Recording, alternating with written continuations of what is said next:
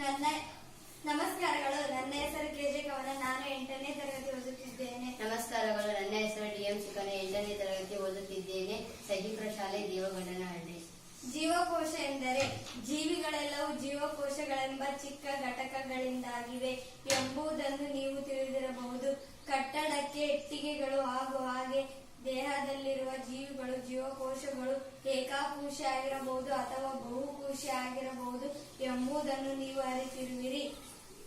ಪ್ರಾಣಿ ಜೀವಕೋಶ ಮತ್ತು ಸಸ್ಯ ಜೀವಕೋಶದ ಬಗ್ಗೆ ನಾವು ನಿಮಗೆ ತಿಳಿಸಿಕೊಡುತ್ತೇವೆ. ಪ್ರಾಣಿ ಜೀವಕೋಶದ ಭಾಗಗಳು: ರೈಬೋಸೋಮ್, ಕೋಶ ಪೊರೆ, ನ್ಯೂಕ್ಲಿಯಸ್, ಮೈಟೊಕಾಂಡ್ರಿಯಾ, ಎಂಡೋಪ್ಲಾಸ್ಮಿಕ್ ರೆಟಿಕ್ಯುಲಮ್, ಕಿರುಕೋಶ ಕೇಂದ್ರ, ಕ್ರೊಮ್ಯಾಟಿನ್, ಲೈಸೋಸೋಮ್, ಗಾಲ್ಗಿ ಸಂಕೀರ್ಣ, ಕೋಶ ದ್ರವ್ಯ. ಸಸ್ಯ ಜೀವಕೋಶಗಳ ಭಾಗಗಳು: ಕಿರುಕೋಶ, ದೊಡ್ಡಗೆರೆ ರಸದಾನಿ, ಮೈಟೊಕಾಂಡ್ರಿಯಾ, ಕ್ಲೋರೋಪ್ಲಾಸ್ಟ್, ರೈಬೋಸೋಮ್, ಗಾಲ್ಗಿ ಸಂಕೀರ್ಣ, ಕಿರುಕೋಶ ಕೇಂದ್ರ,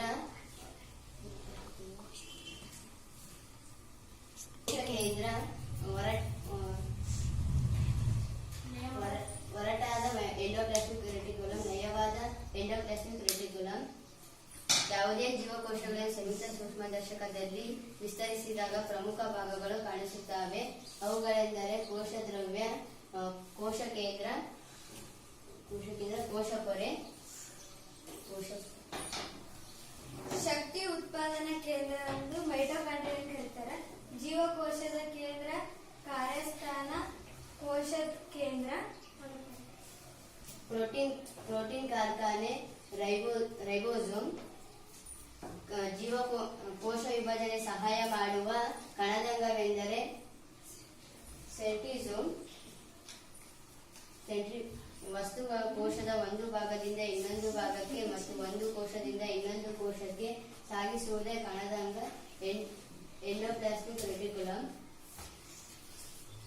ಯಾವುದೇ ಎಂಡೋಪ್ಲಾಸ್ಮಿಕ್ ರೆಟಿಕ್ಯುಲಮ್ ಜೀವಕೋಶದ ಕಂಡುಹಿಡಿದ ವಿಜ್ಞಾನಿ ರಾಬರ್ಟ್. ಸೂಕ್ಷ್ಮದರ್ಶಕವನ್ನು ವಿನ್ಯಾಸ ಮಾಡಿ ಸಣ್ಣ ಬೆಂಡಿನ ತೆಳುವಾದ ಅಡ್ಡ ಸೀಳಿಕೆಯನ್ನು ಅದರ ಮೂಲಕ ಪರೀಕ್ಷಿಸಿದರು. ಅವುಗಳನ್ನು ಜೇನುಗೂಡಿನಂತಹ ರಚನೆಗಳನ್ನು ನೋಡಿದರು. ಅವುಗಳನ್ನು ಸೆಲ್ ಎಂದು ಕರೆದರು. ಸೆಲ್ ಎಂದರೆ ಚಿಕ್ಕ ಕೋಣೆ ಎಂದರ್ಥ.